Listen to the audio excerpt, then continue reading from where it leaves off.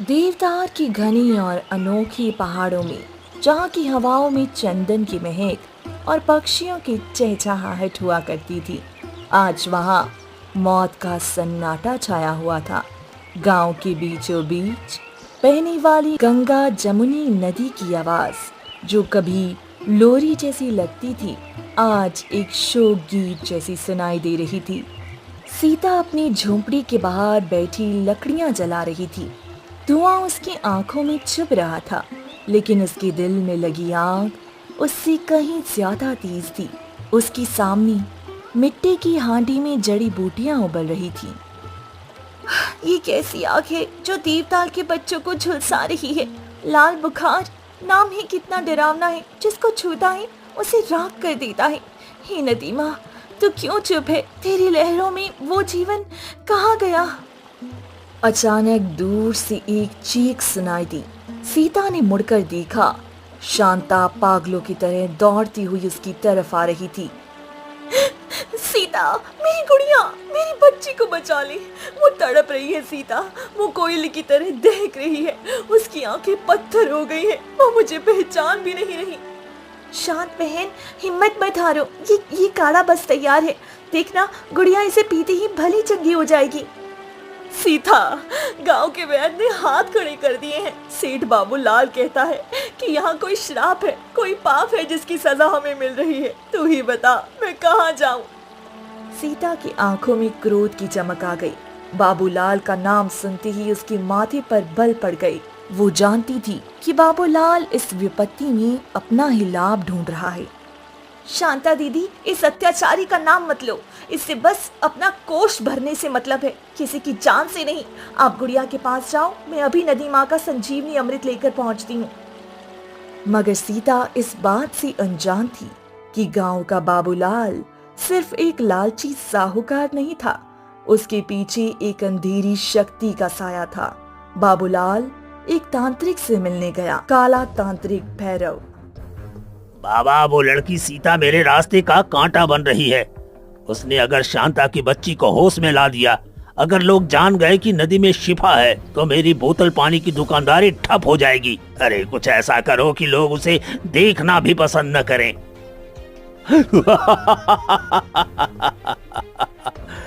घबराओ मत बाबूलाल, मैं नदी की आत्मा को बांध दूंगा। ये लो रक्त बीज की राख, इसे नदी के मूल में डाल दो। नीला अमृत काला जहर बन जाएगा, और सीता, जब लोग देखेंगे कि उसके छूते ही नदी काली हो गई, तो वही लोग उसे जादूगरनी समझकर खुद मार देंगे। बाबूलाल ने वो काली राख ली और नदी के उस गुप्त कोने में जा पहुंचा, जहां से धारा फूटती थी। उसने जैसे ही राख डाली, पानी में काली लहरें बनने लगी। वहीं दूसरी तरफ शांता के जाने के बाद सीता ने एक मिट्टी का कलश उठाया और नदी की तरफ बढ़ गई। ये नदी सीता के परिवार के लिए सिर्फ पानी का स्रोत नहीं थी, बल्कि एक पवित्र रहस्य थी। सीता की दादी ने मरने से पहले उसे बताया था कि इस नदी के विशेष स्थान पर, जहाँ दो धाराएं मिलती हैं, वह पानी में स्वास्थ्य की वो शक्ति है जो मुर्दे में जान डाल सकती है। सीता नदी के किनारे पहुंची। पानी का रंग आज कुछ अजीब सा था। नीलेपन की जगह एक हल्की सी काली झलक रही थी। माँ, आज तेरा आंचल मैला क्यों है? क्या मनुष्य के पाप इतने बढ़ गए हैं कि तेरी शक्ति भी कम पड़ रही है?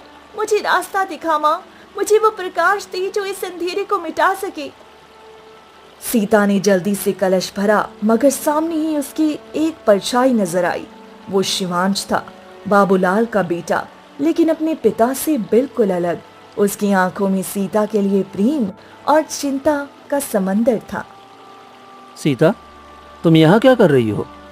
तुम्हें अंदाजा भी है कि गांव में तुम्हारे विरुद्ध क्या बातें हो रही हैं? मेरे पिताजी ने लोगों के कान भर दिए हैं। वो कह रहे हैं कि तुम जादू टोना करके नदी को अपवित्र कर रही हो। तुम्हारे पिताजी को सत्य से डर लगता है शिवांश। वो चाहते हैं कि लोग बीमारी से मरें, ताकि वो उनकी भूमि पर कब्जा कर सके। वो नदी के इस पानी को बोतल में भरकर शहर में बेचना चाहते हैं। उन्हें स्वास्थ्य नहीं, सिर्फ सिक्कों की खनक से प्यार है। मैं जानता हूँ सीता, मैं उनका बेटा हूँ मगर उनके पापों में शामिल नहीं हूँ। मैं यहाँ तुम्हें सतर्क करने आया हूँ। आज रात वो कुछ बड़ा करने वाले हैं। वो वैद्यों और पंचायत को इकट्ठा करके तुम्हें गांव से निकालने की साजिश कर रहे हैं। निकाल दे मुझे, मगर जब तक मेरे हाथ में ये स्वास्थ्य का पानी है मैं देवताल के किसी बच्चे को मरने नहीं दूंगी। शिवांश, अगर तुम वास्तव में मुझसे प्रेम करते हो तो मेरा साथ दो, अपने पिता का नहीं। शिवांश चुप हो गया। उसका दिल सीता के लिए धड़कता था। कुछ देर बाद गांव की तरफ से शोर उठा। ऐसा लग रहा था जैसे कोई भीड़ सीता की झोंपड़ी की तरफ बढ़ रही है। सीता भागो, वो लोग आ रहे हैं। पिताजी ने उन्हें भड़का दिया है। मैं नहीं भागूंगी शिवांश। अगर मृत्यु लिखी है तो नदी माँ की गोद में आए, मगर पहले मुझे गुड़िया तक पहुंचना है। सीता शिवांश की चेतावनी को पीछे छोड़ती हुई 30 कदमों से शांता की झोंपड़ी की तरफ भागी। पीछे से भीड़ का शोर बढ़ रहा था, लेकिन सीता के कानों में सिर्फ शांता की वो सिसकियां गूंज रही थी। जब वो झोंपड़ी में प्रवेश करती है तो दृश्य दिल दहलाने वाला था। 6 साल की नन्ही गुड़िया बिस्तर पर पड़ी थी। उसका चेहरा तप रहा था और सांसें उखड़ रही थी। शांता बहन, हटो पीछे, इसे ये पानी पीने दो। सीता ने सावधानी से ठंडा नीला पानी उसके होठों से लगाया। पहली बूंद गले से उतरती ही उसके शरीर में थरथराहट हुई। चंद पलों में चमत्कार हुआ। उसका तपता शरीर ठंडा पड़ गया और आंखें धीरे से खुल गई। माँ, पानी। सीता, तूने कर दिखाया। मेरी बच्ची होश में आ गई तो सच में वरदान है रे। अभी सीता कुछ बोल पाती कि झोंपड़ी का दरवाजा एक जोरदार लात से खुला। बाहर सेठ बाबूलाल गुस्से से भरी आंखों के साथ खड़ा था। उसके पीछे गांव के कुछ भक्त लोग भी थे। देखो गांव वालों, मैंने कहा था ना ये लड़की जादू टोना करती है। ये नदी की पवित्रता को नष्ट कर रही है। इसने गुड़िया को कोई नशा पिलाया है ताकि हमें मूर्ख बना सके। सेठ जी, अंधा वो नहीं होता जिसकी आंखें ना हो। अंधा वो है जिसका मन लालच से भरा हो। गुड़िया ठीक हो रही है। क्या आपको ये नजर नहीं आ रहा? ठीक हो रही है। जरा बाहर आकर नदी का हाल देखो सीता। तुम्हारे जादू ने हमारी नदी को खत्म कर दिया है। सीता का दिल धक से रह गया। वो सबके साथ दौड़ती हुई नदी के किनारे पहुंची। जो दृश्य वहां था उसे देखकर सीता के पैरों तले जमीन निकल गई। नदी का वो पानी जो थोड़ी देर पहले नीला था अब पूरी तरह काला हो चुका था। मछलियां सतह पर मरी हुई तैर रही थी। नहीं, ये नहीं हो सकता। माँ, ये तुझे क्या हो गया? देखा तुम सबने, इस सीता ने नदी पर काला जादू किया है जिससे पानी जहरीला हो गया है। अब न कोई पिएगा न कोई जिएगा। इस लड़की को अभी के अभी गांव से बाहर निकालो, वरना ये पूरे गांव को खा जाएगी। लोग गुस्से से बोलने लगे। सीता नदी के किनारे गिरकर रोने लगी। उसे समझ नहीं आ रहा कि ये कैसे हुआ। इसी समय एक वृद्ध और कांपती हुई आवाज उसे सुनाई दी। ये सीता का दोष नहीं है। सबने मुड़कर देखा। वो ज्ञानी बाबा था, गांव के सबसे बड़े बुजुर्ग व्यक्ति। बाबा, आप बीच में मत आइए। ये लड़की गुनाहगार है। चुप कर बाबूलाल, तेरी जवान तेरे होश से ज्यादा आग उगल रही है। सीता ने नदी को जहर नहीं दिया, बल्कि किसी मनुष्य के काले दिल ने एक काले जादूगर से मिलकर इस नदी की आत्मा को कैद कर लिया है। ज्ञानी बाबा सीता के पास आए। बेटी रो मत, ये परीक्षा की घड़ी है। ये नदी साधारण नहीं है। ये जमीन की परतों से नहीं बल्कि परीलोक से जुड़ी हुई है। इसका जहर जमीन पर खत्म नहीं हो सकता। तुम्हें इसके मूल तक जाना होगा।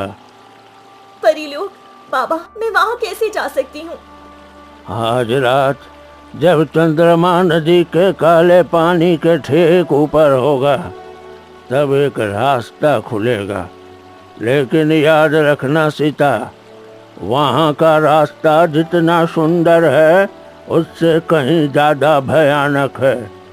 तुम्हें तुम्हें इस रास्ते से परीलोक जाना होगा और वहाँ से वो पवित्र जड़ी बूटी लानी होगी जिसकी शक्ति से इस नदी का विष पूरी तरह से नष्ट होगा। मगर सावधान रहना, वहाँ रास्ते में तुम्हें भटकाने के लिए श्रापित फल भी मिलेगा और स्वास्थ्य का अमृत भी। अगर तुमने अपना धीरज, अपनी नेकी और सत्य को बनाए रखा तो ही तुम सफल हो पाओगी, वरना तुम हमेशा के लिए इस जहरीली और अंधेरी दुनिया का हिस्सा बनकर रह जाओगी। सीता ने शिवांश की तरफ देखा जिसकी आंखों में डर और विन्नती थी। फिर उसने उस बीमार बच्चों के बारे में सोचा जो दम तोड़ रही थी। मैं जाऊंगी बाबा, चाहे मेरे प्राण चले जाएं, मैं अपनी नदी माँ को कैसे भी इस कैद से मुक्त कराऊंगी। रात के अंतिम पहर में जब पूरा गांव सो रहा था और सिर्फ बाबूलाल अपनी हवेली में इस जीत का उत्सव मना रहा था कि अब नदी उसके कब्जे में होगी, सीता नदी के किनारे अकेली खड़ी थी। अचानक काली नदी के बीचों बीच एक चांदी जैसी चमक उभरी। एक नीला द्वार दिखाई दिया। सीता ने एक गहरी सांस ली और उस द्वार में कदम रख दिया। जैसे ही वो अंदर प्रवेश करती है, जमीन गायब हो गई और वो रंगों, रोशनियों और अजीबो गरीब सुगंध के इस भंवर में गिरने लगी। वहां की हवाओं में सुगंध ऐसी थी जो मन को मोह लेती थी। पेड़ पौधे सोने चांदी की तरह चमक रही थी। सीता हैरानी से चारों ओर देखने लगी। क्या यही परीलोक है? यहाँ तो दुख का कोई वास नहीं लगता, पर मेरी नदी माँ वहाँ काली पड़ चुकी है। मुझे जल्दी ही कुछ करना होगा। जब सीता ने इस अनोखी दुनिया में अपने कदम आगे बढ़ाए तो उसे एहसास हुआ कि नीले द्वार में कदम रखना तो सिर्फ शुरुआत थी। ये रास्ता इतना लंबा क्यों है? हर कदम पर ऐसा लगता है जैसे मेरे गांव की मिट्टी मुझे पीछे बुला रही है। पैर थक रहे हैं पर दिल नहीं रुक सकता। हे नदी माँ, मुझे शक्ति दे। अचानक रास्ते में गहरा अंधेरा छाया। सीता की आंखों के सामने एक भयानक दृश्य उभरा। उसे दिखा कि उसकी दादी आग की लपटों में घिरी हुई है। सीता, रुक जा बेटी, तू कहाँ जा रही है? देख, मुझे बचा ले, वरना मैं राख हो जाऊंगी। क्या तू अपने मकसद के लिए अपनी दादी को चलने देगी? नहीं, ये मेरी दादी नहीं हो सकती। मेरी दादी ने सिखाया था कि सच का रास्ता कभी अपनों का नुकसान नहीं करता। ये सिर्फ मेरा मोह है, मेरे रास्ते की रुकावट है। हट जा मेरे रास्ते से। जैसे ही सीता ने पूरे विश्वास के साथ कहा, वो भयानक दृश्य धुएं की तरह गायब हो गया। वहां की हवा में एक हल्की गूंज हंसी की थी और सीता के सामने एक छोटी परी चंचल सी मुलाकात हुई। आप मनुष्य लोक से आई हैं? वहाँ तो लोग पेड़ काटते हैं और नदियों को गंदा करते हैं, फिर आप क्यों मेहनत कर रही हैं? क्या आपको डर नहीं लगता? नन्ही परी, सब इंसान एक जैसे नहीं होती। जैसे काला बादल पूरे आसमान को बुरा नहीं बनाता, वैसे ही कुछ बुरे लोगों की वजह से मैं अपनी धरती और वहाँ के बच्चों को नहीं छोड़ सकती। उन्हें मेरी जरूरत है। सीता अभी आगे बढ़ी ही थी, उसके सामने एक सुंदर परी प्रकट हुई। वो परी रानी थी। मनुष्य पुत्री, तुम इस पवित्र स्थान पर कैसे आई हो? यहाँ की धरती पर किसी भी साधारण मनुष्य का पैर रखना वर्जित है। परी रानी, मैं सीता हूँ, देवताल गांव की बेटी। मेरे गंगा जामुनी नदी में एक पाप आत्मा ने काले खोल दिया है। मैं यहाँ स्वास्थ्य का अमृत लेने आई हूँ ताकि अपने गांव के निर्दोष लोगों के प्राण बचा सकूं। तुम्हारी नैनों में सत्य की ज्योति है, पर बेटी, ये रास्ता बहुत कठिन है। यहाँ 4 वृक्ष हैं जो तुम्हारी मन की शक्ति की परीक्षा लेंगे। तुम 3 के फल चख चुकी हो, पर वो चौथा जो लोभ का वृक्ष है, उसे छूना भी पाप है। परी रानी, मेरी दादी ने सिखाया था कि विश्वास की डोरी ही मनुष्य को पार लगाती है। मैं वचन देती हूँ कि श्रापित लोभ वृक्ष की छाया भी मेरे मन को मैला नहीं कर पाएगी। मेरी भूख मेरे गांव की शिफा है, किसी जादुई फल का लालच नहीं। मैं इस चौथे फल की ओर आंख उठाकर भी नहीं देखूंगी। साहस तुम्हारी बातों में है, पर ध्यान रहे, वचन देना सरल है पर उसे निभाना कठिन। ये लो ज्योति कलश, ये तभी तक चमकेगा जब तक तुम्हारा मन निर्दोष है। मैं अपनी अंतिम सांस तक इसकी पवित्रता की रक्षा करूंगी। मुझे सिर्फ वो पवित्र जड़ी बूटी चाहिए जो मेरी नदी माँ को उस विष से अमृत में बदल सके। सीता ने पक्के विश्वास के साथ सर हिलाया और उसका आशीर्वाद लेकर आगे बढ़ गई। वो जानती थी कि हर कदम उसकी आत्मा की परीक्षा है। पहले उसे सत्य वृक्ष मिला। जैसे ही उसने उसका फल खाया, उसे पूरी सृष्टि का ज्ञान महसूस होने लगा। उसे सत्य और असत्य की पहचान हो गई। दूसरा पुण्य वृक्ष था, जिसका फल खाते ही सीता का शरीर हल्का फुल्का हो गया और उसकी सारी थकान मिट गई। तीसरे पेड़ के पास पहुंचते ही सीता रुक गई। वहां से एक जानी पहचानी आवाज आई। सीता, सीता मुझे बचाओ, मेरे पिता ने मुझे काल कोठरी में डाल दिया है। वो मुझे मार डालेंगे सीता, वो मुझे मार डालेंगे। अगर तुमने वो चमकता हुआ हीरे का फल नहीं तोड़ा तो मैं नहीं बचूंगा। सीता ने मुड़कर देखा, वहां शिवांश खड़ा था। सीता का मन डोलने लगा। उसके सामने दो पेड़ थी, एक प्रेम वृक्ष और दूसरा वो छोटा सा लोभ वृक्ष, जिसका फल किसी अनमोल रतन की तरह चमक रहा था। शिवांश, मैं तुम्हें कुछ नहीं होने दूंगी, पर परी रानी ने कहा था कि वो चौथा फल नहीं तोड़ना। वो परी झूठ बोल रही है सीता। ये हीरे का फल ही शक्ति है। इसे खाओगी तो तुम पिता का विनाश कर पाओगी और मुझे भी बचा लोगी। जल्दी करो सीता, जल्दी करो। सीता के मन में शंका पैदा हो गई।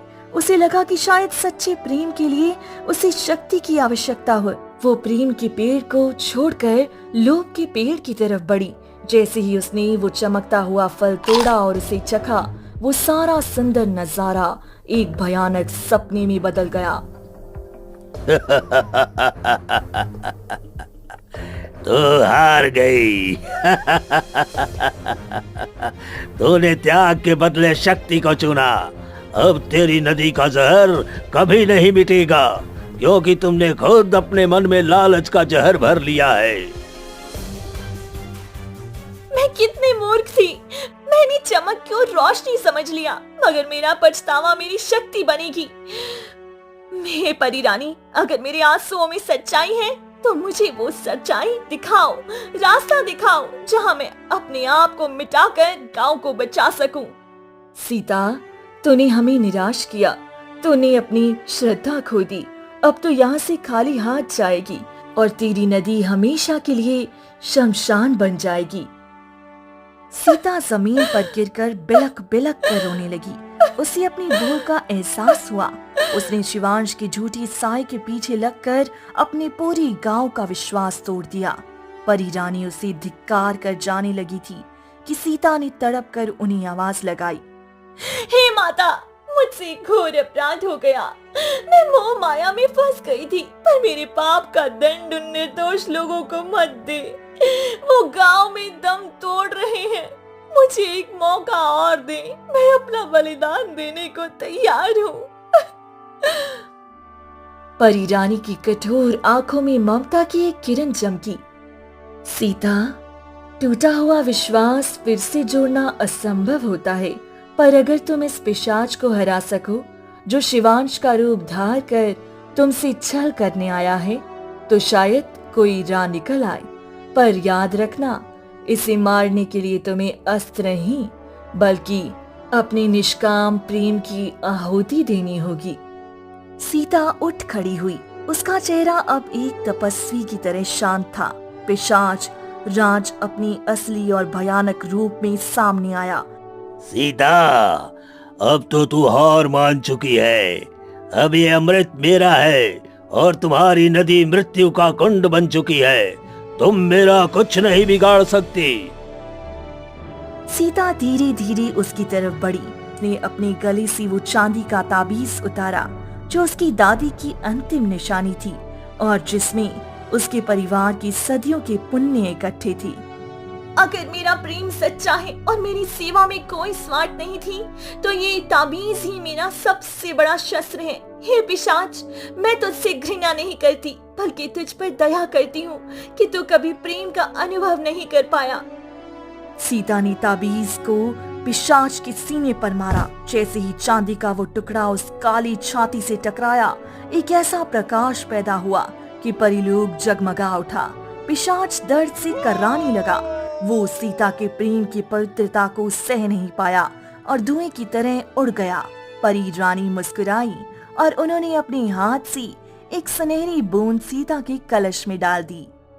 सीता, तुम परीक्षा में कामयाब हुई। ये जीवन बूंद ले जाओ, इसे नदी में डालते ही सब कुछ कल्याण हो जाएगा। सीता ने प्रणाम किया और वापस उसी नीले द्वार की तरफ दौड़ी।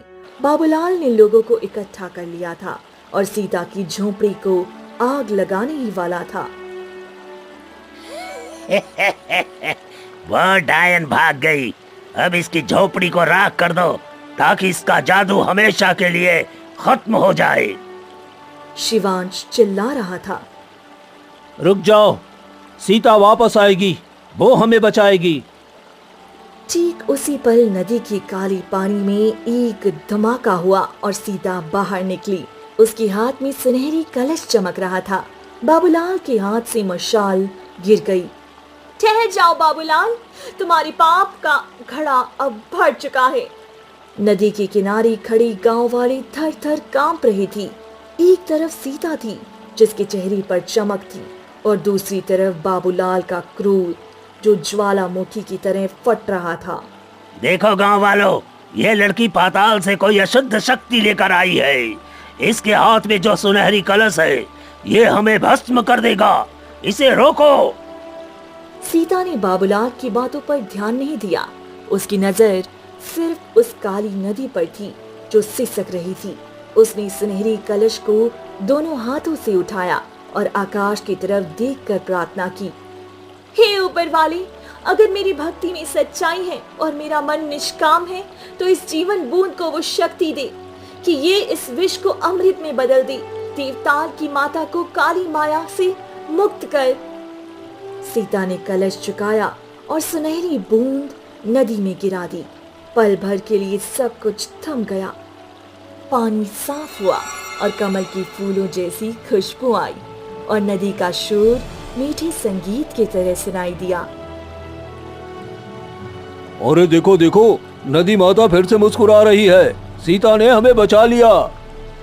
अगर ये नदी मेरी नहीं हो सकती, तो इस सीता को भी जीने का अधिकार नहीं है। रुक जाइए पिताजी, अब और पाप मत कीजिए। आपका लालच आपको अंधा कर चुका है। सीता कोई डायन नहीं है, वो इस धरती का वरदान है।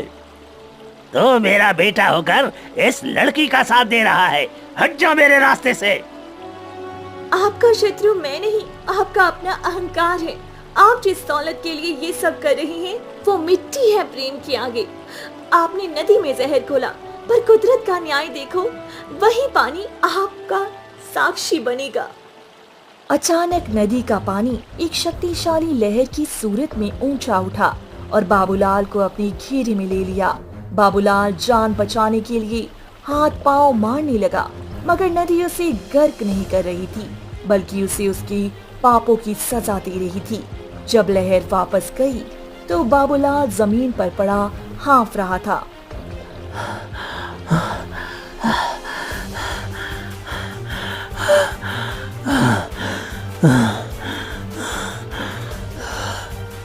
उसका चेहरा, उसका सारा गुरूर मिट्टी में मिल चुका था और उसकी आवाज छिन चुकी थी। वो चाहकर भी अब किसी को गुमराह नहीं कर सकता था। सूरज की पहली किरण ने देवता की पहाड़ियों को छुआ। गांव की वो बच्ची जो लाल बुखार से तड़प रही थी, नदी का पानी पीते ही भले चंगे होकर दौड़ने लगे। पूरे गांव में खुशी का वातावरण था, मगर सीता जानती थी कि ये अभी अंत नहीं है। परीलोक का वो श्रापित फल उसके मन में एक आभास छोड़ गया था कि लालच किसी भी रूप में दोबारा आ सकता है। दिन बीतते गए। देवताल गांव अब पहले से ज्यादा खुशहाल हो गया था। सीता और शिवांश ने मिलकर गांव की काया पलट दी। शिवांश ने अपने पिता की सारी दौलत गरीबों में बांट दी और खुद एक साधारण जीवन बिताने लगा।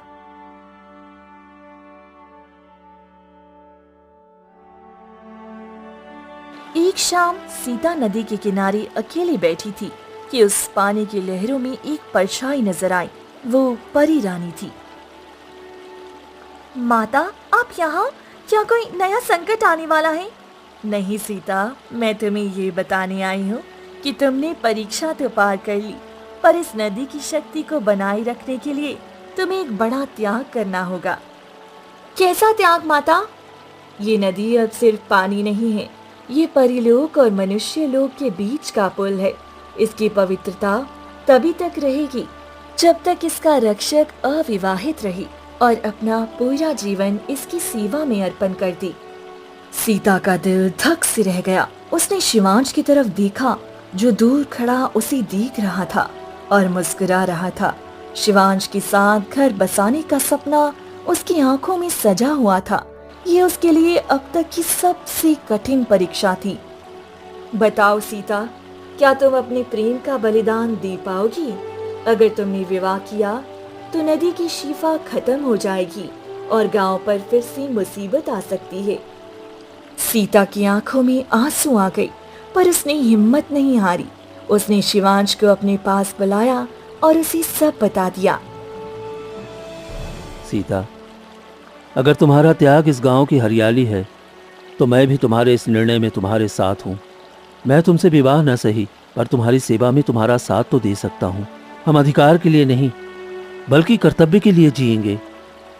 सीता ने शिवांश की तरफ देखा। उसका प्रेम अब शारीरिक बंधनों के ऊपर उठ चुका था और आत्मिक बन चुका था। देवताल गांव की फिजा बदल चुकी थी। सीता और शिवांश ने अपने सुख को त्याग कर पूरे गांव को एक नया जीवन का वरदान दिया था। बरसों बीत गए। सीता अब बूढ़ी हो चुकी थी, पर उसके चेहरे का तेज आज भी वैसा ही था जैसे परिलोक में वापसी पर था। वो रोजाना नदी के किनारे बैठती और बीमारों का उपचार करती। शिवांश, जो सफेद बालों के साथ अब एक बुजुर्ग बन चुका था, साय की तरह सीता के साथ रहता। इन दोनों ने कभी विवाह नहीं किया। एक सर्द रात जब चंद्रमा अपने रूप में पूरा था, सीता को महसूस हुआ कि उसका समय निकट आ गया है। उसने शिवांश को अपने पास बुलाया। शिवांश, देखो, नदी माँ मुझे बुला रही है। आज चांदनी का वो मार्ग फिर से खुल रहा है। सीता, तुमने अपना पूरा जीवन दूसरों के लिए अर्पण कर दिया। क्या तुम मुझे अकेला छोड़कर चली जाओगी? नहीं शिवांश, प्रेम कभी अकेला नहीं छोड़ता। मैं इस नदी की लहरों में रहूंगी। जब भी कोई दुखी मनुष्य इस पानी को छुएगा, वो मुझे अपने पास पाएगा और तुम मेरे इस विश्वास के रक्षक बनकर रहोगे। इसी पल नदी के बीचों बीच परी रानी स्वयं वहां प्रकट हुई, लेकिन इस बार वो अकेली नहीं थी। उनके साथ एक आत्मा थी जो क्षमा मांग रही थी। वो बाबूलाल था, जो मरने के बाद अपनी करनी पर लज्जित था।